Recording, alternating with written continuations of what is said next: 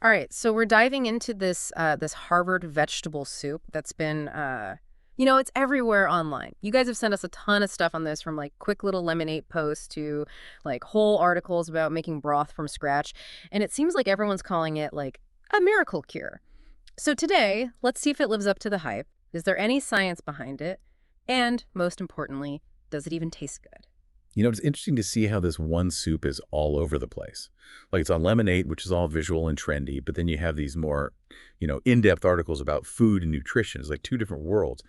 Looking at both might actually show us how these food trends, start and spread. Okay, so before we go too far, let's just address the elephant in the room. Is this soup actually from Harvard? Like, was there, I don't know, some big research project that we all missed? Yeah, that was the first thing I noticed too. None of the sources actually connected to any research at Harvard. It's a really good example of how a name, especially one that sounds prestigious, gets attached to a recipe. Could be marketing or maybe just to make it easier to remember. So maybe not straight out of the Harvard lab, Hmm. but you can't deny how popular it is, especially on Lemonade. The posts are really like eye-catching. One that I saw was 20 Min's Harvard vegetable soup must-tries. Like, it's all about being trendy and fast. But then, like, a total opposite, there's this one, Aku ingat aku kena cancer ithi, which means I thought I had cancer. Wow, that is a pretty stark contrast, right? It just shows you how much people's anxieties about health play into the food choices they make. Seeing a post about cancer next to this miracle soup, it's a lot. And then to show you how practical the Lemonade folks are, right next to these, you've got posts about keeping veggies fresh without a fridge. It's like convenience and health go hand in hand for them. It really seems like on Lemonade, it's all about a quick fix, Yeah. like a fad. And the health benefits are just kind of thrown in there. Makes you wonder how different it is from stuff, coming straight from Harvard, right? Yeah, for sure. We actually have this article from 2009 from Harvard Magazine about Teresa Chen's cookbook, A Tradition of Soup. Could this be our missing link? Well, not exactly. It's interesting because even though she went to Harvard, her book is all about slow-cooked Cantonese soups, and those are like deeply rooted in traditional Chinese medicine. A lot of her recipes use, very specific ingredients and ways of cooking to balance the body's energies or whatever. Totally different from our 20-minute lemonade star. Okay, so no direct connection to Harvard, but still interesting. What about the recipe itself for this Harvard vegetable soup? It's basically 100 grams each of onion, pumpkin, cabbage, and carrot, and you just simmer them in water. That's it. No salt, no pepper, nothing. I gotta say, I was a little skeptical about the flavor. Yeah, no seasoning is pretty striking. But when you think about it, it fits right in with a lot of the current diet trends. Low-calorie, plant-based, minimally processed. And looking at the other stuff you sent, there are tons of variations people are trying, adding tomatoes, potatoes, swapping out the veggies. Some even use electric cookers. It's a very flexible recipe. Flexible, yeah. But what about all the health claims? They're everywhere. Anti-inflammatory, boosts your immune system, helps you lose weight, better digestion. One post even said it increases white blood cell immunity by 43%? I mean, come on, Yeah. is that even possible? That's where we got to put on our thinking caps. Mhm. Vegetables are good for you, no doubt. Mhm. But saying that this soup has those specific benefits, well, that needs some science to back it up. What do you think when you see claims like that? Do they raise any questions for you? My first question is always, where's the research? Like, is there a study that proves this combination of vegetables actually does all that? And even if there is, what kind of study was it? Was it, a controlled trial with a good number of people? Exactly. Those claims are catchy, but you always got to ask, Yeah. what's the proof? Is it, trustworthy? And are there any limitations? So maybe not the miracle cure some people say it is, but can a soup with no seasoning actually be good? I was pretty doubtful. Well, some of your other sources have some good tips. Articles from Feasting at Home, The First Mess, even some pieces about specific flavor hacks. They all say that a simple vegetable soup can be really delicious. It's all about the technique and understanding flavor. Okay, lay it on me. What are the secrets to good vegetable soup? First things first, fresh seasonal vegetables. All the chefs are adamant about that one. Hmm. And then there's this magic that happens when you saute aromatics like onions and garlic.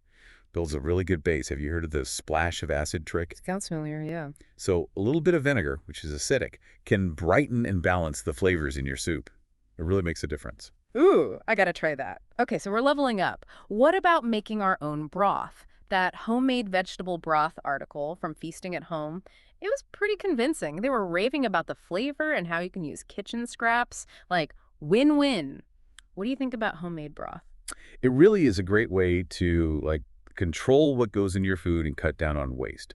Plus, you can make it taste amazing. Mm, And you can adjust the salt, which is great if you're watching your sodium. It all ties in with sustainability and, mindful eating. totally. So maybe the soup itself isn't magic, but the stuff we're learning about cooking, that can really level up any meal with veggies. Yeah, exactly. And remember all those different variations we talked about. You can really make this soup your own based on what you like and what's in season. Speaking of variations, I noticed a lot of those lemonade posts were all about the electric cooker. Seems like a popular way to make this soup. What do you think about using an electric cooker? It does seem like everyone's going for the electric cooker, probably because it's so easy, which, is a big part of this soup's appeal. A lot of the articles even say electric cookers can help keep the nutrients in. But I did see some sources say that the soup can get a bit thicker in an electric cooker. Why is that? Oh, good catch. Yeah, it can get thicker because there's less evaporation compared to cooking on the stovetop. It's like a sealed environment, so the moisture stays trapped. Mm, You might want to use less water at the beginning or, be ready to thin it out later with more water or broth. that's a good tip. I keep thinking about that lemonade post where the person was worried about having cancer. It makes you realize food choices are about way more than just taste or trends. What are your thoughts on that? It's a huge point. Food and our emotions, our culture, our experiences, it's all connected. In that post, the soup was like this symbol of hope, a possible answer to something really scary. It shows how we all have different backgrounds and reasons for why we eat what we eat. It also makes you think about how we, like, as people who create and share content about food, have to be careful about the claims we make and the hopes we attach to certain foods. What we say can affect other people. Definitely. It's about finding that balance between being open to new ideas and also being, a little skeptical, which is what this whole deep dive is about, right? Yeah, Becoming more informed and careful about the information we see, even if it's just about soup. totally. This isn't just about, debunking some myth or perfecting a recipe. It's about those critical thinking skills we need to figure out all the food information out there, especially online. Exactly. So, to sum up, we've learned that the Harvard thing is probably marketing, and while the soup has good veggies, it's not some miracle cure. But there's a lot to learn from the cooking techniques and the whole, bigger picture of food trends. That's a great summary. It just shows how even a simple dish can lead to so many different conversations. Food's not just what's on our plates, right? It's part of our culture, our worries, our hopes. Absolutely. So let's give our listeners some, practical things they can do to keep learning. What are some things they can do to build on what we've talked about today? First, I'd say experiment with the soup. Try different veggies, make your own broth, play with those flavor hacks we discussed, make it your own thing. And while you're doing that, keep those critical thinking skills sharp. Yeah, for sure. Anytime you see health claims about ANOE food, ask yourself, where's the research? What kind of study was done? And are there other things to consider?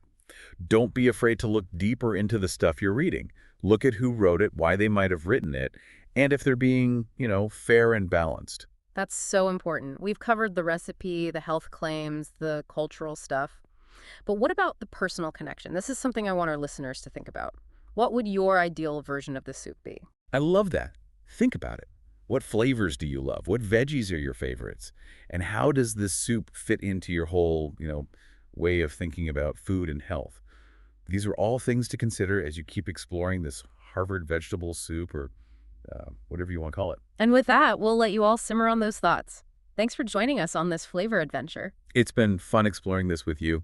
Happy cooking. And always remember, there's always something new to learn, even from simple ingredients. It really is amazing how just a simple vegetable soup can take us, in so many different directions. It really shows how food is so much more than just, something to eat, Yeah. right? Like it's tied to culture and memories, even anxieties like we saw in those lemonade posts. Yeah, about those posts, you know what I've been thinking about? Some of them were saying the soup was like a magic cure, and it made me wonder about, like, is it bad to oversimplify nutrition?